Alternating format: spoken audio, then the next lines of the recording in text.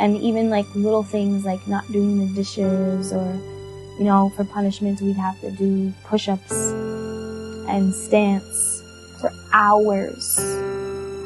No eating, drinking, nothing. And if we weren't doing our push-ups properly, he'd beat us with a belt. Yeah.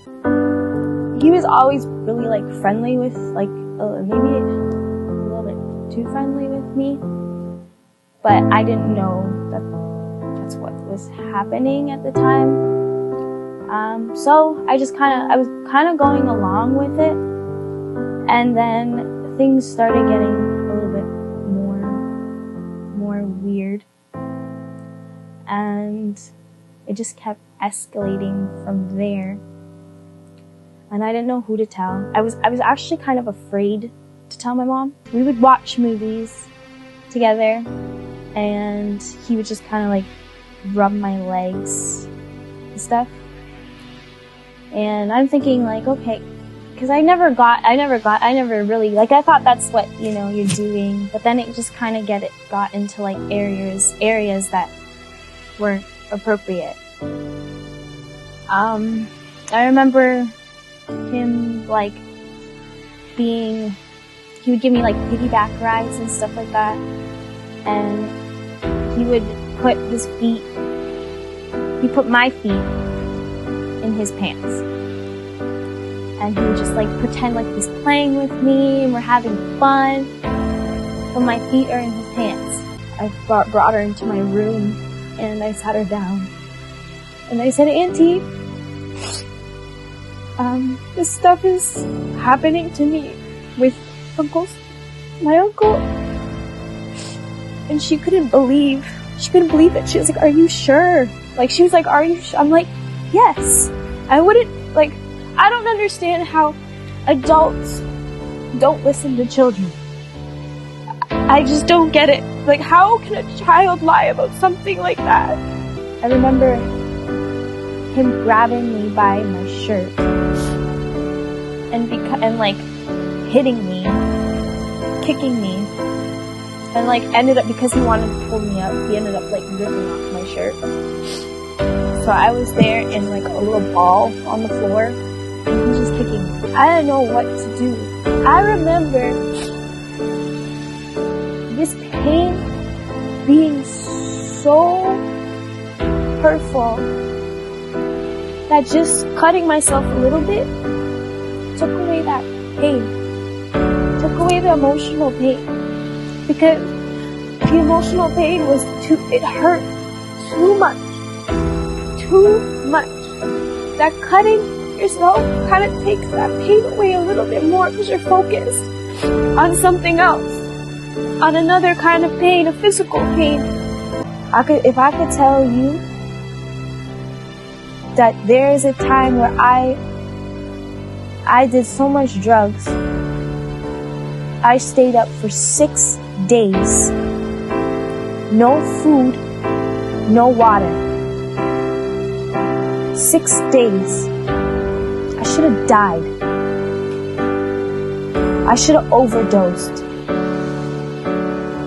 But I was still here. It didn't make sense to me. I see disappointment. I see unhappiness. I see someone that doesn't love herself. I see someone that was broken.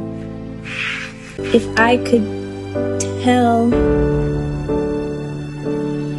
her something today, I would let her know that God has always been looking over her.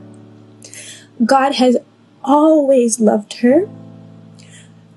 God has always been walking with her, even through her darkest time. I want to help women feel that confidence again, and I know that childhood trauma is something that you never fully recover from, especially when they had no control over the reason why these things are happening.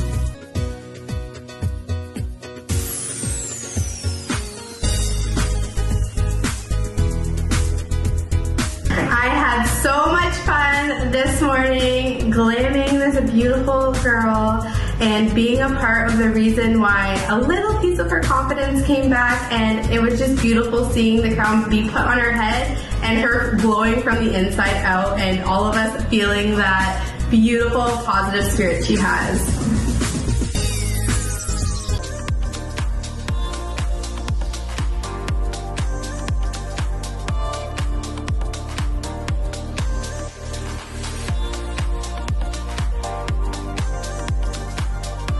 With that, it was a great experience working with Tanisha and Shanae and the Queen Activator Patel, and we had an amazing time in helping this young woman progress into the next phase of her healing and her life.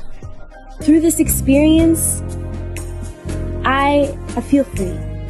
I definitely feel free. It was just amazing feeling, because now if I do have any other issues in my life, I could just go back and look at them in the mirror and be like, Tanisha, you got this. You have got this.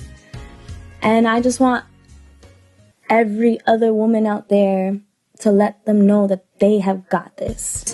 If you're having a little bit of difficulties releasing your story and you just don't know how to go about it, please contact the Queen Activator, because she can help you. She is just amazing, and she's helped me, and God has got a hold on you. That's like, oh, I don't even know how to explain it, but you are amazing. Like, you are amazing, honestly.